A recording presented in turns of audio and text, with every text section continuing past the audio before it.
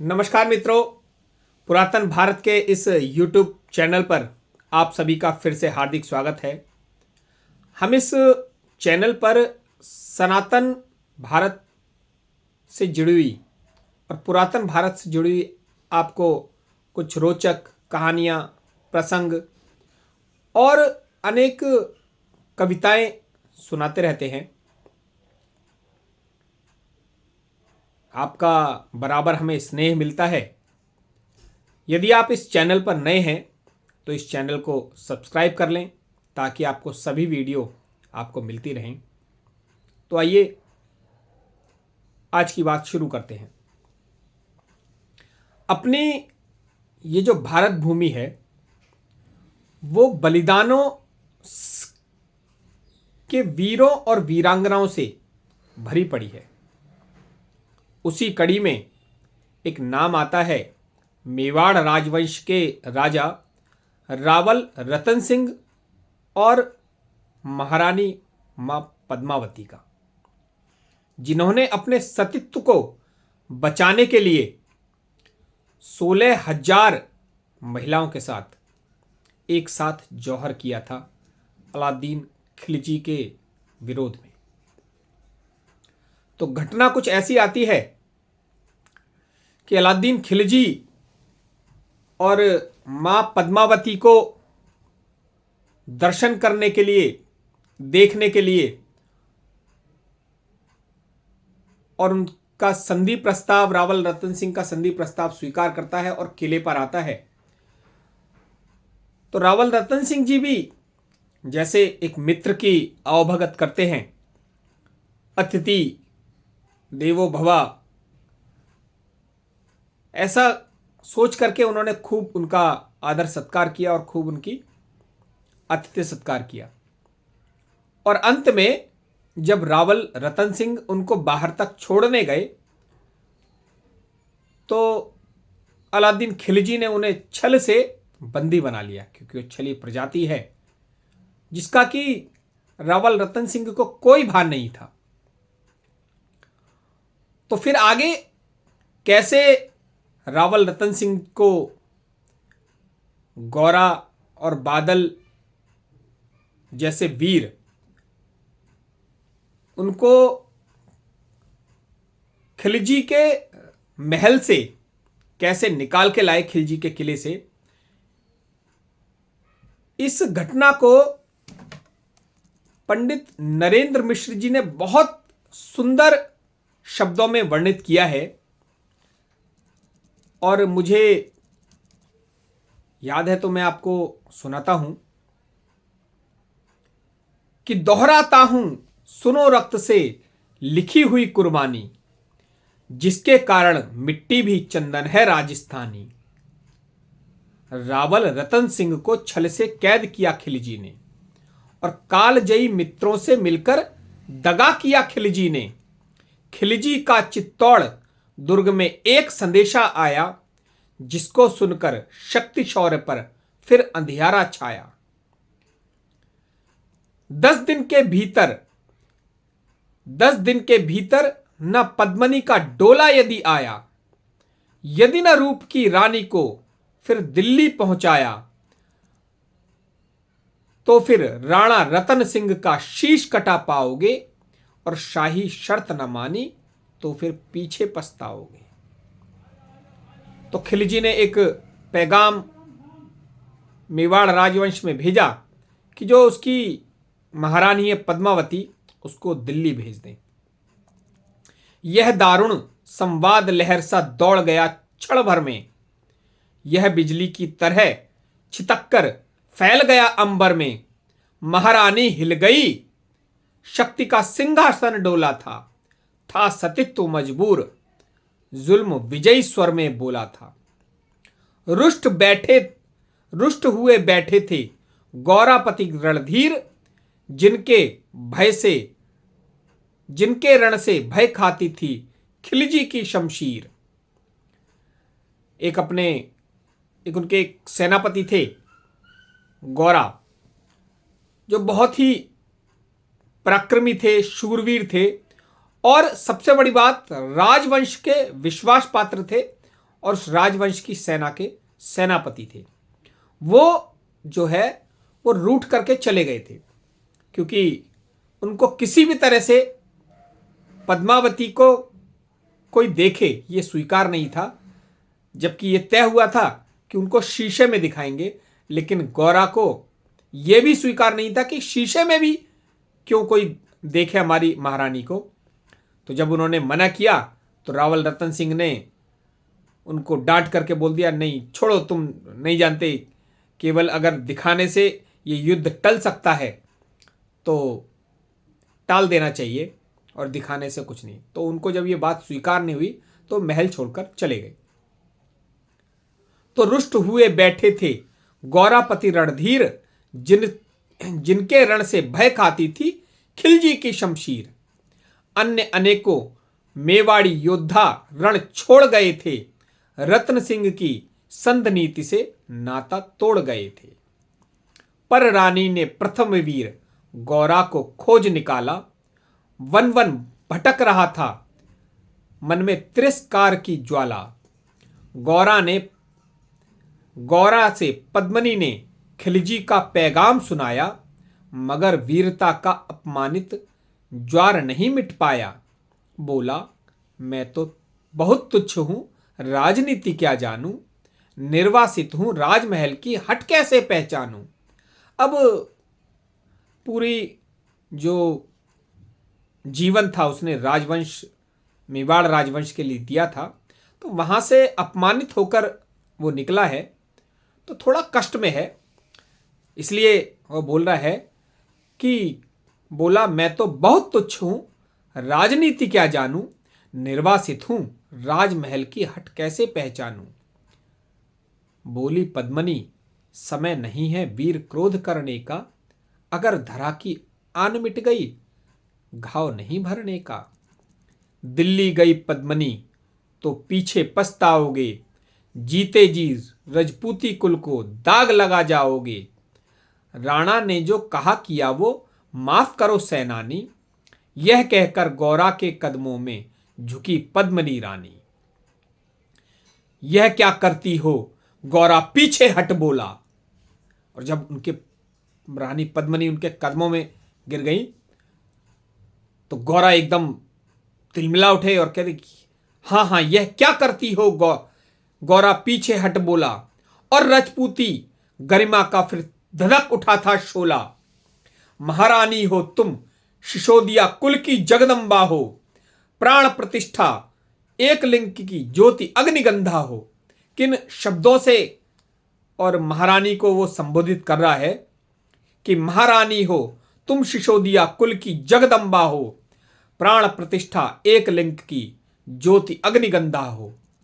जब तक गौरा के कंधे पर दुर्जय शीश रहेगा, महाकाल से भी राणा का मस्तक नहीं कटेगा।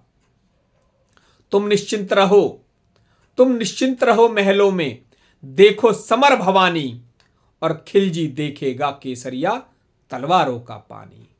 खिलजी देखेगा केसरिया तलवारों का पानी।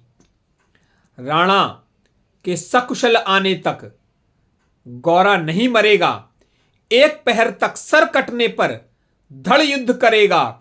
एक लिंग की शपथ, महाराणा वापस आएंगे, महाप्रलय के घोर प्रबंजन भी न रोक पाएंगे। शब्द शब्द मेवाड़ी, सेनापति का था तूफानी, शंकर के डमरू में जैसे जागी वीर भवानी। जिसके कारण मिट्टी भी चंदन है राजस्थानी, दोहराता हूं सुनो रक्त से लिखी हुई कुर्बानी। अब उन्होंने बोल तो दिया, उसके बाद देखिए क्या रणनीति वो बनाते हैं, ये इससे सीखना पड़ेगा कि भारत के वीर किसी भी परिस्थिति में अपने आप को छोटा नहीं महसूस करते और हर परिस्थिति में उसको विजय दिलाने का प्रयास करते हैं। तो खिलजी मचला था पानी में आग लगा देने को, पर पानी प्यासा बैठा था ज्वाला पी लेने को। गौरा का आदेश हुआ, सज गए 700 डोले, और बांकुरे बादल से गौरा सेनापति बोले। बादल उनका एक छोटा भतीजा था, 16 साल का, लेकिन वो भी बहुत ही पराक्रमी था। और उन्होंने कैसी एक ये रणनीति बनाई कि उन्होंने 700 डोले तैयार किए जाने के लिए और बोले कि खबर भेज दो खिलजी पर, पद्मनी स्वयं आती हैं, अन्य 700 सखियां भी वे संग लिए आती हैं। स्वयं पद्मनी ने बादल का कुमकुम तिलक किया था, दिल पर पत्थर रखकर भीगी आंखों से विदा किया था, और 700 सैनिक जो यम से भी लड़ सकते थे, हर सैनिक सेनापति था जो लाखों से लड़ सकते थे। और 700 डोले जिसमें एक सिपाही अंदर बैठा हुआ और 4 कहार, ऐसे 700 डोले और 3500 3500 लोगों की एक पूरी जो सेना और खिलजी के महल की ओर बढ़ी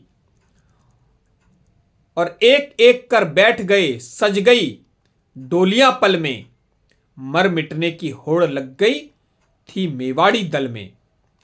हर डोली में एक वीर था, 4 उठाने वाले, पांचों ही शंकर के गण की तरह समरमत वाले।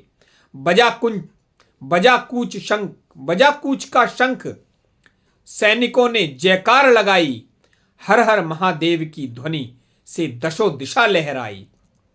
गौरा बादल के अंतस में जगी ज्योति की रेखा, मातृभूमि चित्तौड़ दुर्ग को फिर जी भर कर देखा। क्योंकि उनको पता था कि आज ये अंतिम दर्शन हम मातृभूमि चित्तौड़ भूमि के कर रहे हैं, वहां से जिंदा वापस आना संभव नहीं है, कि मातृभूमि चित्तौड़ दुर्ग को फिर जी भर कर देखा। कर प्रणाम चढ़े घोड़े पर सुभग अभिमानी, देशभक्ति की निकल पड़े लिखने वो अमर कहानी, जिसके कारण मिट्टी भी चंदन है राजस्थानी। दोहराता हूं सुनो रक्त से लिखी हुई कुर्बानी। कि जा पहुंचे डोलियां एक दिन खिलजी के सरहद में, उधर दूत भी जा पहुंचा खिलजी के रंग महल में। बोला बादशाह पद्मनी मल्लिका बनने आई हैं, रानी अपने साथ हुस्न की कलियां भी लाई हैं, मगर फरियाद उसकी फकत पूरी करवा दो, राणा रतन सिंह से केवल एक बार मिलवा दो। खिलजी उछल पड़ा, कह फौरन यह हुक्म दिया था, बड़े शौक से मिलने का शाही फरमान दिया था। वह शाही फरमान दूत ने गौरा तक पहुंचाया। गौरा झूम उठे, घन बादल को पास बुलाया। बोले बेटा वक्त आ गया अब कट मरने का, बेटा वक्त आ गया अब कट मरने का, मातृभूमि में वाड़ धरा के दूध सफल करने का। यह लोहार पद्मनी भेष में बंदी ग्रह जाएगा। जो पद्मनी बन के आया था उसमें एक लोहार था, जो ऐसी योजना थी कि वो लोहार राणा रतन सिंह की बेड़ियां काटेगा और उसको मुक्त करेंगे। कि यह लोहार पद्मनी भेष में बंदी ग्रह जाएगा, केवल 10 डोलियों लिए गौरा पीछे धाएगा। यह बंधन काटेगा, हम राणा को मुक्त करेंगे, गुड़ सवार उधर आगे को भी तैयार रहेंगे। जैसे ही राणा आए वो सब आंधी बन जाएं और उन्हें चित्तौड़ दुर्ग पर वे सकुशल पहुंचाएं। अगर भेद खुल गया वीर तो पल की देर न करना, और शाही सेना आ पहुंचे तो बढ़कर रण करना। राणा जिधर जाए शत्रु को उधर न बढ़ने देना, और एक यवन को भी उस पथ पर पांव न धरने देना। मेरे लाल लाडले बादल आन न जाने पाए, तिल तिल कट मरना मेवाड़ी मान न जाने पाए। ऐसा ही होगा काका, रजपूती अमर रहेगी, बादल की मिट्टी में भी गौरव की गंध रहेगी। तो फिर आ बेटा, बादल गले से तुझे लगा लूं, हो न सके शायद अब मिलना, अंतिम लाड़ लड़ा लूं। यह कहकर बाहों में भरकर बादल को गले लगाया। धरती कांप गई, अंबर का अंतस मन भर आया। सावधान सावधान कह पुनः पथ पर बड़े सेनानी। ऐसा ना हो कि भतीजे की गले लगकर जब वो मिला तो कहीं कमजोर पड़ जाए, भतीजा भी कमजोर पड़ जाए और गौरा भी कमजोर पड़ जाए। इसलिए बोलता है वो कि सावधान कह पुनः पथ पर बढ़े गौरा सेनानी। पहुंच लिया झटकर बढ़कर, पहुंच लिया झट से बढ़कर के बूढ़ी आंखों का पानी, जिसके कारण मिट्टी भी चंदन है राजस्थानी। दोहराता हूं सुनो रक्त से लिखी हुई कुर्बानी। और गौरा की चातुरी चली, राणा के बंधन काटे। जो गौरा ने और अपनी जो योजना बनाई थी, जो चालाकी से उन्होंने राणा को मुक्त करने की योजना बनाई थी, वो उनकी सफल हो गई। कि गौरा की चातुरी चली, राणा के बंधन काटे, छाट छाट कर शाही पहरेदारों के सर काटे। लिपट गए गौरा से राणा, गलती पर पछताए। अब जिस सेनापति को बाहर जाने दिया, उसका अपमान किया, और वही कितनी मुश्किलें झेल करके, कितने खतरे मोल लेकर के और राणा को बचाना आया है, तो राणा की आंखें भर आई कि लिपट गए गौरा से राणा, गलती पर पछताए।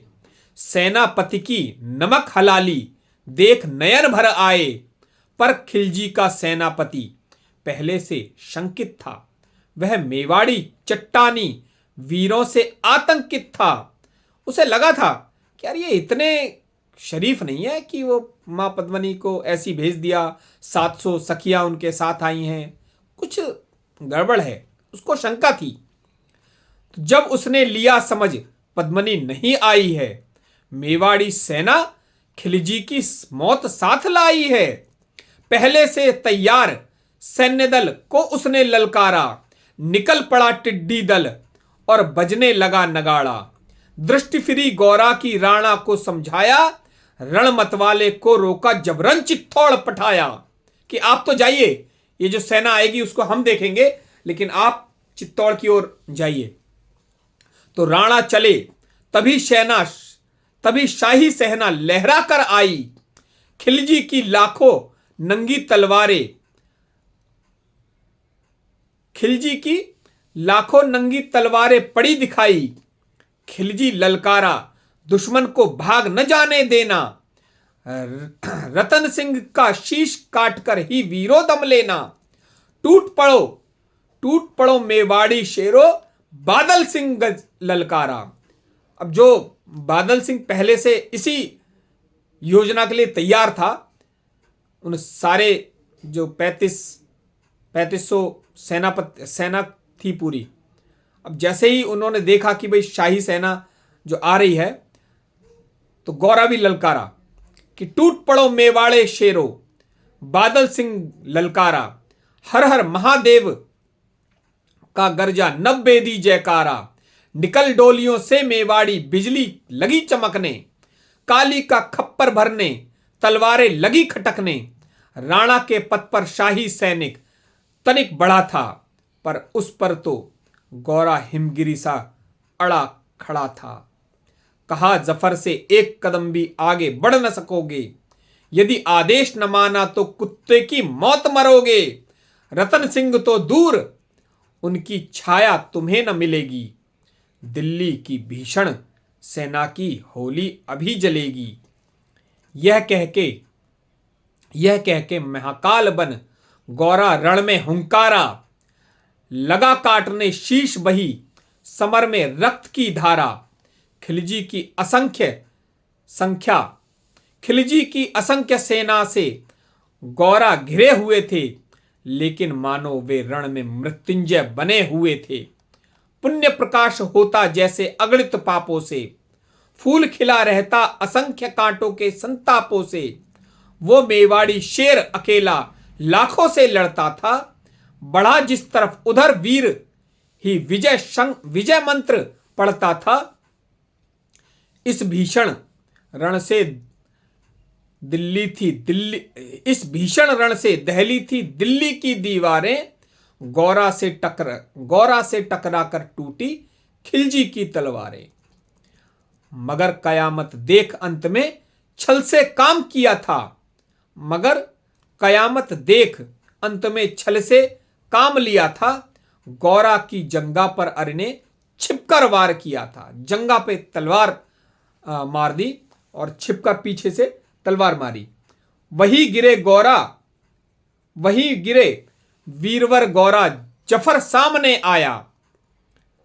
शीश उतार दिया धोखा देकर मन में हर्ष आया। मगर वाहरे मेवाड़ी गौरा का धड़ भी दौड़ा, किया जफर पर वार की जैसे सर पर गिरा हथौड़ा। एक बार में ही शाही सेनापति चीर दिया था, जफर मोहम्मद को केवल धड़ ने निर्जीव किया था। और केवल धड़ ने सर कट गया था, लेकिन उसके बाद भी उसके केवल धड़ ने जफर मोहम्मद को बीच से 2 भागों में चीर दिया था। जो ही जफर कटा, शाही सेना का साहस लर्जा। शाही जो सेना थी उसकी, वो घबरा गई। काका का धड़ लख बादल सिंह महारुद्र सा गर्जा। अरे कायरो नीच बांगड़ो, छल से रण करते हो, किस बूते पर जवा मर्द होने का दम भरते हो। यह कहकर बादल उस क्षण बिजली बनके टूटा था, मानो धरती पर अंबर से अग्रशिला छूटा था। ज्वालामुखी फकत हो जैसे दरिया हो तूफानी, सदियों दोहराएगी बादल की रणरंग कहानी। अरिका भाला लगा पेट में, आते निकल पड़ी थी। जो बादल था, 16 साल का जो युवा था, उसके बादल के पेट पर तलवार लगी और उसकी आंतें जो है वो बाहर निकल जाती है। अरिका भाला लगा पेट में, आंतें निकल पड़ी थी। जख्मी बादल पर लाखों तलवारें खिंची खड़ी थी। कसकर बांध लिया आंतों को केशरिया पगड़ी से, रंचक डिगा न वो प्रलंकर सम्मुख मृत्यु खड़ी से।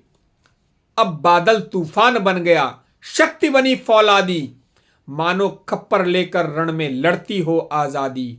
उधर वीरवर गौरा का धड़ अरदल काट रहा था, और इधर बादल लाशों से भूतल पाट रहा था। आगे पीछे दाएं बाएं जमकर लड़ी लड़ाई। उस क्षण समर भूमि में लाखों बादल पड़े दिखाई, मगर हुआ परिणाम वही जो होना था। उनको तो कड़कड़ अरियों के शोणित से धोना था। मेवाड़ी सीमा में राणा सकुशल पहुंच गए थे। गौरा बादल तिल तिल कर रण में खेत गए थे। एक एक कर मिटे सभी मेवाड़ी वीर सिपाही, रतन सिंह पर लेकिन रंचक आंच न आने पाई। गौरा बादल के शव पर भारत माता रोई थी। उसने अपनी 2 प्यारी ज्वलंत मणियां खोई थी। धन्य धरा मेवाड़, धन्य गौरा बादल अभिमानी, जिनके बल से रहा पद्मनी का सतित्व अभिमानी, और जिनके कारण मिट्टी भी चंदन है राजस्थानी। दोहराता हूं सुनो रक्त से लिखी हुई कुर्बानी, दोहराता हूं सुनो रक्त से लिखी हुई कुर्बानी। आशा है आपको ये वीडियो, ये कहानी पसंद आई होगी और आपने बड़े धैर्यपूर्वक सुना। उसके लिए बहुत बहुत आभार। जय हिंद, जय भारत, जय श्री राम।